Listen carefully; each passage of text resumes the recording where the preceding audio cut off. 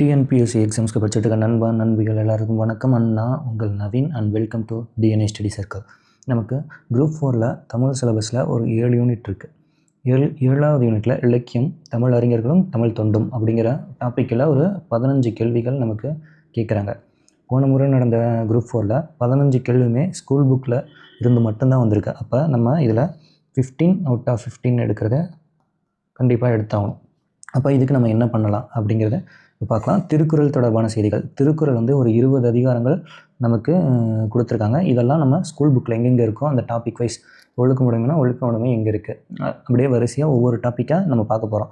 இந்த டாப்பிக்கில் திருக்குறள், அறநூல் தொடர்பான செய்திகள், தமிழின் தொன்மை, திராவிட மொழிகள் தொடர்பான செய்திகள், அப்புறம் தமிழ் சான்றோர் பற்றிய செய்திகள், இதெல்லாம் ஸ்கூல் புக்கில் 6 to 10th old and new இதெல்லாம் டாபிக் வைஸாக நம்ம ஒவ்வொன்றா பார்க்க போகிறோம். இந்த வீடியோவில் நம்ம போன தடவை நடந்த குரூப் 4ல் எந்தெந்த கொஷின் எங்கெங்கேருந்து கேட்டிருக்காங்க, அதாவது புக் ப்ரூஃப் பார்க்க போகிறோம். இந்த கண்டென்ட், இந்த 15 கேள்விகள், இலக்கியமும் தமிழறிஞர்களும் தமிழ் தொண்டும், இதுக்கு கீழே கேட்கப்பட்ட 15 கேள்விகள் என்னென்ன அப்படின்னு இப்போ பார்க்க போகிறோம். கடைச்சங்க காலத்தில் தமிழகத்தில் எழுதப்பட்ட எழுத்துக்கள் அழைக்கப்பட்ட விதத்தை கண்டறிக அப்படின்னு கேட்டிருக்காங்க. இதில் 8th யூனிட் 1ல் பேஜ் நம்பர் 9ல் நியூ புக்கில் இருக்குது. கடைச்சங்க காலத்தில் தமிழகத்தில் எழுதப்பட்ட எழுத்துக்கள் கண்ணெழுத்துக்கள் என்று அழைக்கப்பட்டன. அப்போ இதுக்கு ஆன்சர் என்னது? கண்ணெழுத்துக்கள். இது டைரெக்டாக ஸ்கூல் புக்கில் இருந்தே கேட்டிருக்காங்க. அடுத்து நெக்ஸ்ட் கொஷின். சொற்களை ஒழுங்குபடுத்தி சொற்றொடர் அமைத்தல். பாடறிந்து ஒழுகுதல், பண்பினம். இதை ஒழுங்குபடுத்தி அமைக்க சொல்லியிருக்காங்க. இது நமக்கு பாடறிந்து ஒழுகுதல் அப்படிங்கிற கலித்தொகை பாடல் நல்லந்துணர் எங்கன்னா 8th லெசன் 5ல் பேஜ் நம்பர் 96ல் இருக்குது. இதில் என்னென்னா பண்பெனப்படுவது பாடறிந்து ஒழுகுதல். டைரெக்டாக பண்பெனப்படுவது பாடறிந்து ஒழுகுதல். டைரெக்டாக கொஷின்லேருந்தே புக்கிலேருந்தே கொஷின் கேட்டிருக்காங்க. அடுத்து அடிக்கோடிட்ட சொல்லின் பொருளை தெரிவு செய்க. தகுதியான் வென்று விடல். தகுதியான் இது என்னன்னா ஒரு திருக்குறள் 9th நியூ புக்கில் பேஜ் நம்பர் 88. அதில் மிகுதியான் மிக்கவை செய்தாரை தாம் தாம் தகுதியான் வென்று விடல். செருக்கினால் துன்பம் தந்ததை நம்முடைய பொறுமையால் வெல்ல வேண்டும். டைரெக்டாக கொஷின் புக்லேயே இருக்குது. டைரெக்டாக நமக்கு கேட்டிருக்காங்க. அடுத்து நான்மணிக்கடிகை என்ற நூலை இயற்றிய ஆசிரியரின் பெயரை சுட்டுக. நான்மணிக்கடிகை 6th, இது எங்கன்னா 6th ஓல்டில் டேர்ம் 1 லெசன் 3 பேஜ் 48ல் இருக்குது. நூலாசிரியரின் பெயர் நான்மணிக்கடிகை. இது பெயர் விளம்பி நாகனார். விளம்பி என்பது ஊர் பெயர், நாகனார் என்பது புலவரின் பெயர்.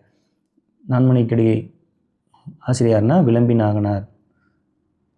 அடுத்து உவே சாமிநாதர் அனைவராலும் அன்போடும் உரிமையோடும் தமிழ் தாத்தா உவேசா என்று அழைக்கப்படுகிறார். நமக்கே தெரியும் தமிழ் தாத்தா யாருன்னா உவேசா அப்படின்னு நமக்கு தெரியும்.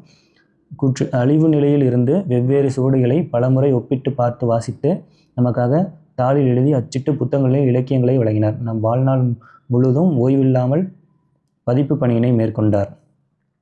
அப்போ கூற்றும் காரணமும் சரி, ஆர் என்பது ஏஐ விளக்கியுள்ளது. இதே ஸ்கூல் புக்கில் எங்கே இருக்குன்னு பார்த்தீங்கன்னா 6th ஓல்டில் டேர்ம் 1ல் பேஜ் நம்பர் 8ல் உவேசா பற்றி ஒரு பாடம் இருக்கும். அதில் விலை இல்லாமல் எழுத வேண்டும் என்பதற்காக உவேசா வெவ்வேறு சுவடிகளையும் வைத்து பலமுறை ஒப்பிட்டு பார்த்த பின்னரே அவற்றை அச்சுக்கு அனுப்பினார். அவ்வாறு எழுதப்பட்ட சுவடிகளை வாசித்து நமக்காக தாளில் எழுதி அச்சிட்டு புத்தகமாக வழங்கினார். உவேசா நம் இலக்கியங்களை படிப்பதற்காக அவர் ஓய்வின்றி எழுதினார். அதனால் தான் அப்படியே டைரெக்டாக புக்கில், அதனால் அவரை தமிழ் தாத்தா உவேசா என்று அன்போடும் உரிமையோடும் நம்ம அழைக்கின்றோம்.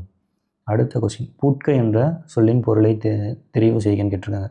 பூட்கை. குறிக்கோள் இல்லாதவன் வெறும் சதைப்பிண்டம் என்பதை போல பூட்கை இல்லோன் யாக்கை போல அப்படின்னு ஒரு புறநானூற்று பாட்டில் ஆலத்தூர் கிளார் அவர் சொல்லியிருக்காரு. குறிக்கோள் இல்லாதவன், அப்போ குறிக்கோள் இல்லாதவன் வெறும் சதைப்பிண்டம், அதே போல் பூட்கை இல்லோன் யாக்கை போல. அப்போ குறிக்கோள், பூட்கைன்னு என்னது? குறிக்கோள். அப்போ குறிக்கோள் தான் ஆன்சர். இதுங்கன்னா 9th நியூ புக்கில் பேஜ் நம்பர் 233ல் இருக்குது. அடுத்து பாடலின் அடி இடம்பெற்றுள்ள நூலின் பெயரை தெரிவு செய்ய. தூற்றின் கண் தூவிய வித்து. அப்போ இது எதன் கீழே இருக்குன்னா திரிகடுகத்தின் கீழே இருக்க ஒரு பாடல். அதில் தூற்றிய கண் தூவிய வித்து அப்படின்னு டைரெக்டாக 7th ஓல்டு புக்கில் பேஜ் நம்பர் 3 டேர்ம் 2ல் இருக்குது. இப்போ இதோட ஆன்சர் என்னது? திரிகடுகம். அடுத்த கொஸ்டின் டிகே சிதம்பரனாருடன் தொடர்பில்லாதது எது? டிகேசி என அழைக்கப்படும் டிகே சிதம்பரனார் வழக்கறிஞர் தொழில் செய்தவர். அதெல்லாம் இப்போ வழக்கறிஞர் வந்திருக்கு. தமிழ் எழுத்தாளராகவும் வந்துருச்சு. அடுத்து